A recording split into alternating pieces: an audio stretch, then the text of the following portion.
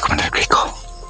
Masing na vlogger na kasunod. Huwag kayong makalala mga kaidol kasi pinatay ko yung ilaw. Bantay-bantay sa likod kaya mga vlogger masing na sunod. Pinatay ko yung ilaw sa cellphone ko. Tumando.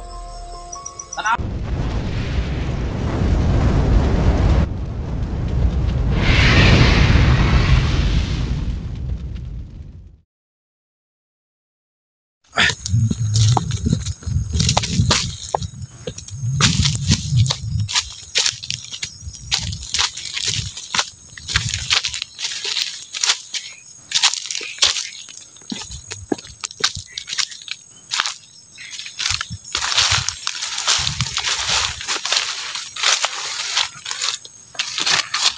Tago muna ako dito mga kaidol.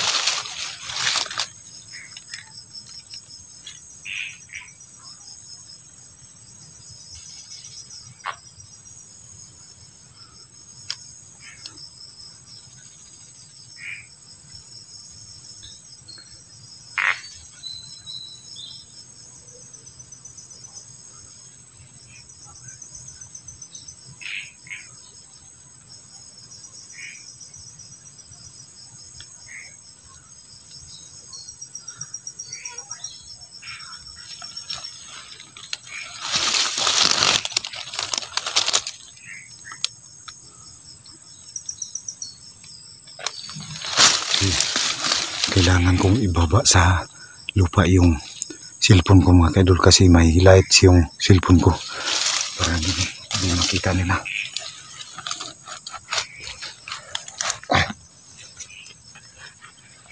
Nakababa na sa lupa.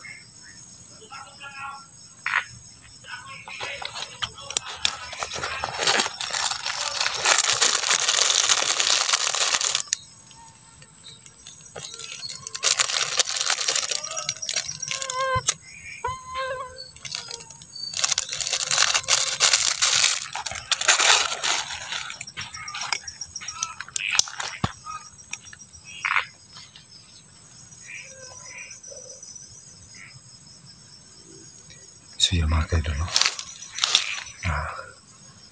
Masin muna tayo sa paligid mga kaidol. Magbaka sakali ako na mano.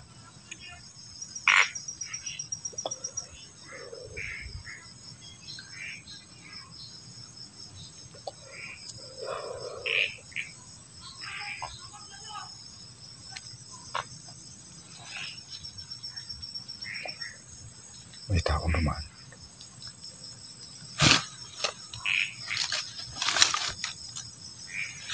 Patayin ko muna tong ilaw mga kaidol, baka makita nila ko.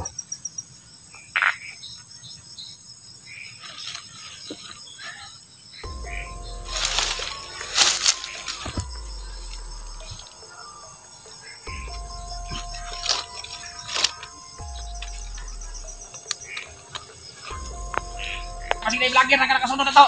Yan si Commander Rico. Bantayin nila. Si Commander Rico. Masing na vlogger na kasunod. Huwag kayong makalala mga kaidol kasi pinatay ko yung ilaw. Bantay-bantay sa likod kaya mga vlogger masing na sunod. Pinatay ko yung ilaw sa cellphone ko. Tumando. Tanawa niya sa kilid. Nagtatago ako rito sa likod ng mangga. Asawa ni Tumando. Mauli na to yung asawa. Yang iuli ang akong pamilya. Tanawa niya sa likod. Huwag kayong makalala mga kaidol kasi Vlogger ang sunod-sunod sa tawa. Sila na nagkadlaw ang tagal nila ko. Unom na lang akong kaadlaw lang akong itagal nila. huwag kayong makalala mga kaidol kasi pinatay ko yung ilaw. Unom na lang. Pinatay ko yung ilaw. Sa imong gipadala Commander.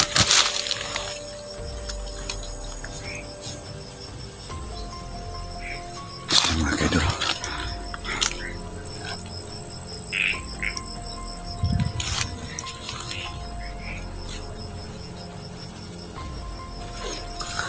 Pinatay ko yung ilaw sa cellphone ko kasi delikado pag makita nila na may ilaw silang makita.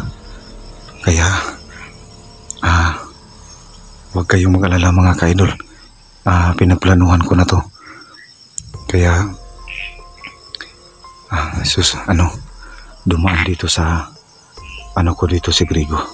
So baka magtaka kayo na boses lang yung marinig kasi pinatay ko yung ilaw ng cellphone ko para di nila ako makita, para di nila ako malata.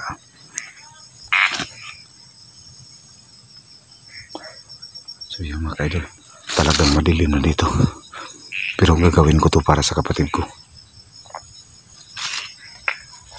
Yan mga kaidol.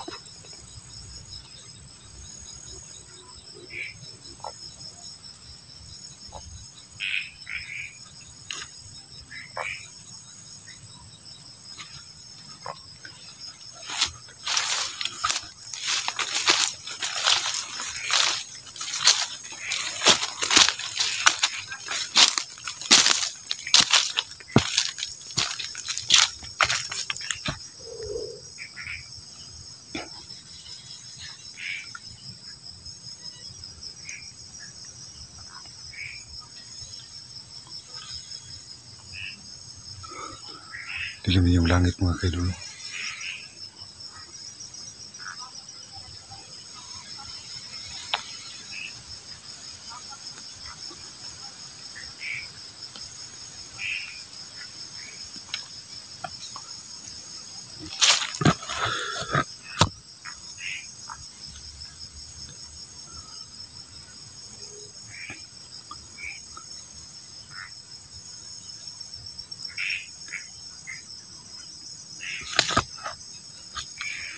Halos wala na tayong makita dito mga kaidol. So yung lang.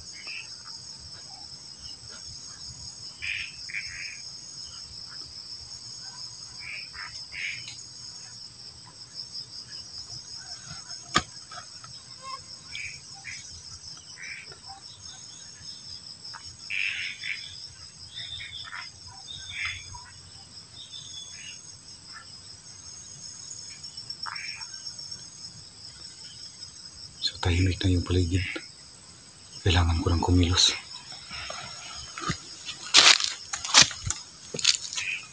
Wala namang makita mga kaidol kasi pinatay ko yung ilaw talaga ng cellphone.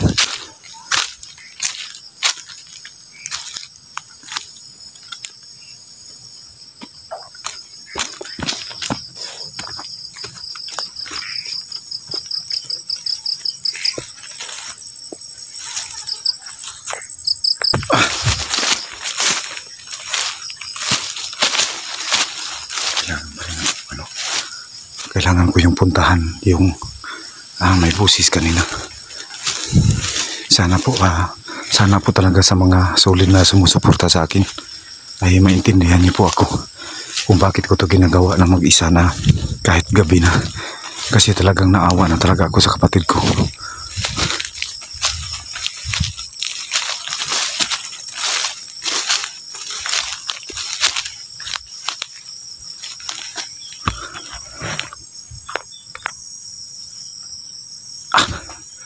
Yung mga kaidol, mukhang malapit na ako sa may busis kanina.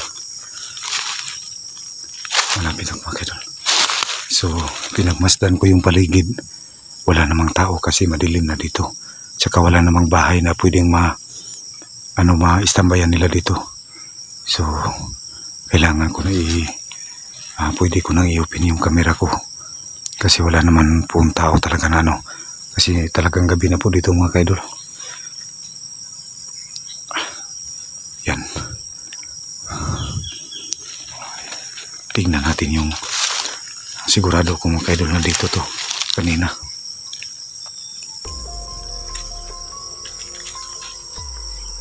Yan. May mga bakas ng dugo mga kaidol. Hayop talagang Grego na to. Baka ano na nangyari sa kapatid ko. Ito mga kaidol, may mga bakas ng dugo. Yan. Yan mga kaidol.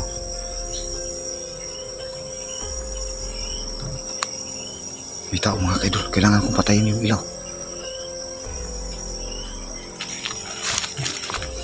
Kailangan makalabas ako dito mga kaidol. hindi ko na naabutan yung yung bakas na lang ng dugo. Sigurado ko mga kaidol, si Efraim yun. Wala naman silang ibang bihag ngayon, so talagang si Efraim talaga yun. So kailangan ako makalabas papunta sa kung may kalsada dito, kailangan ko so palabas na ako mga kaidol. Hindi na ako magtagal dito kasi delikado yung lugar, baka patibong na naman.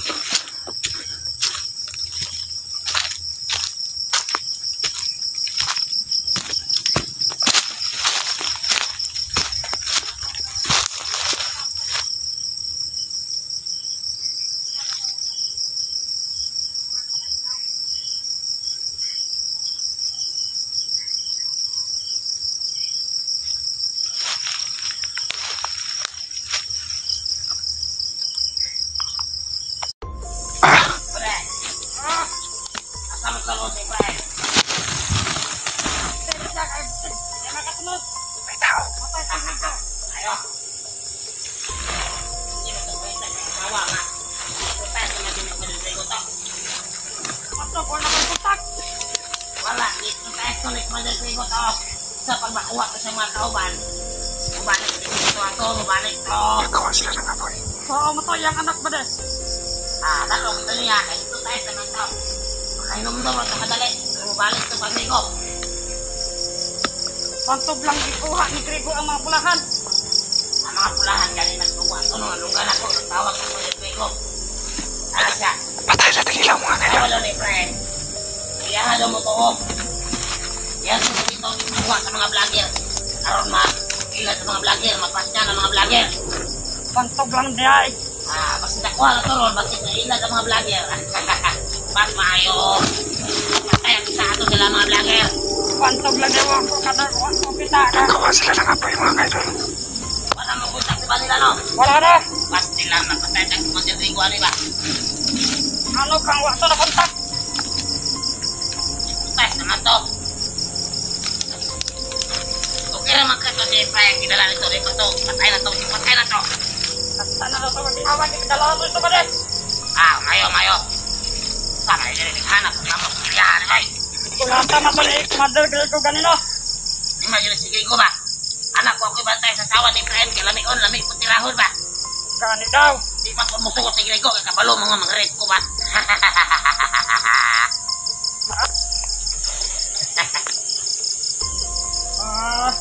Ayaw gini ba nila? Basta ito kaya ba nila? Talugay ba sa itong rasyon na rin? Sige, yun lang tagbulan-bulan na rin. Mabuntang kang tigbagan. Ay, utak ka na! Kailangan ko makaalis ito mga kaidol. Hirap lang dito. Hindi ko muna iwan yung kamera ko. Alis ako dito. Grabe talaga.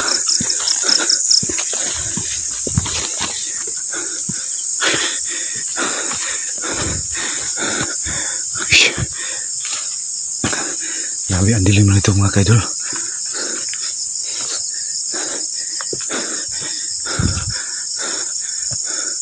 Yung ilaw na lang ng buwan yung inaano ko.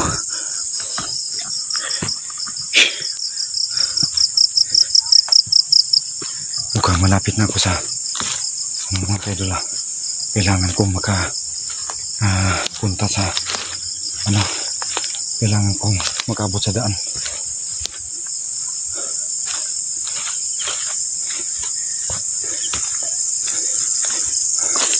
Huwag lang kayong magtaka mga kaidol na pinatay ko yung ilaw dahil para hindi rin ako makita. Ayun, tinudas ko na yung dalawa. Mga hayop talaga itong mga tauhan ni Grigo.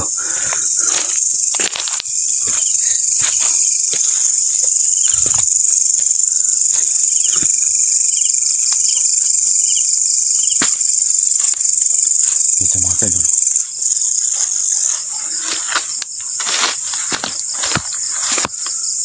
Mukhang malayo na to.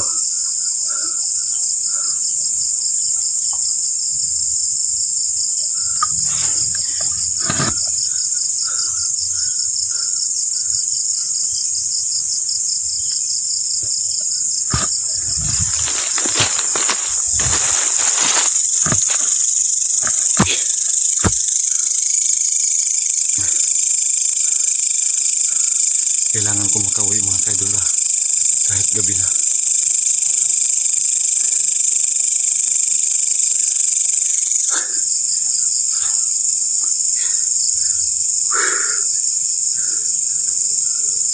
Putang ina nagtata. Hayop talaga tong si Grigo.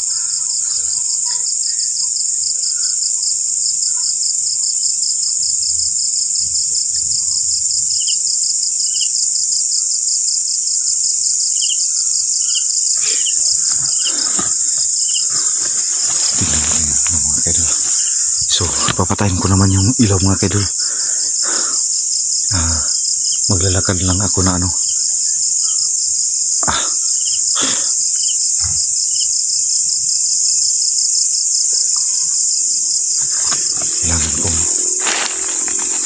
Kailangan kong lumabas dito.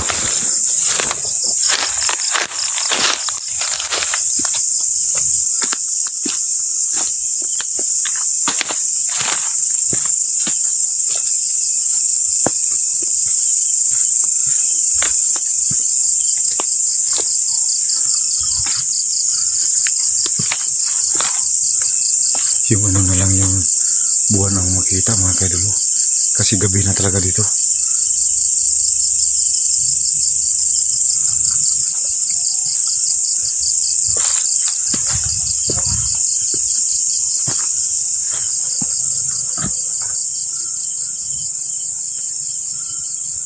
Parang ano na to mga kaidol. Kalsada na to. May paparating na motor.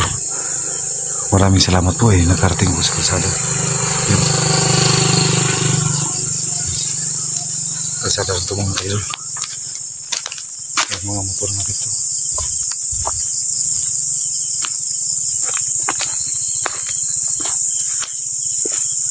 So yung buwan mga kaidol, yung buwan na lang yung nagbibigay ilaw sa akin dito. Yan. Madilim na dito.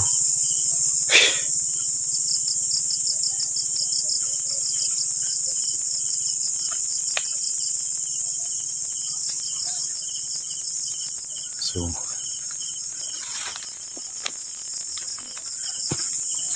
marami ng tao dito mga kaidol. So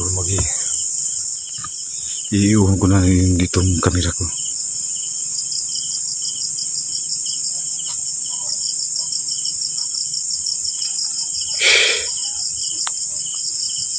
Ito kalsada ng mga kaidol. Yan. Kalsada na ito mga kaidol. Yan. Kalsada na ito. So maghihintay na lang ako ng masasakyan dito mga kaidol para makauwi na rin ako.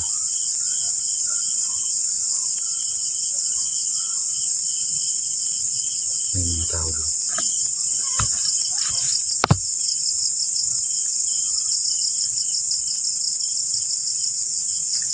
Daming namo dito mga kaidol.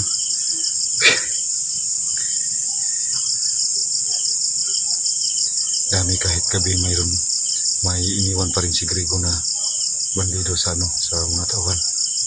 So baka magtaka kayo mga kaidol na may nag-uusap-usap ay yan, may paparating na motor mga kaidol. So ito na yung sasakyan ko. So yan mga kaidol, may paparating na motor. So hanggang dito na lang po mga kaidol.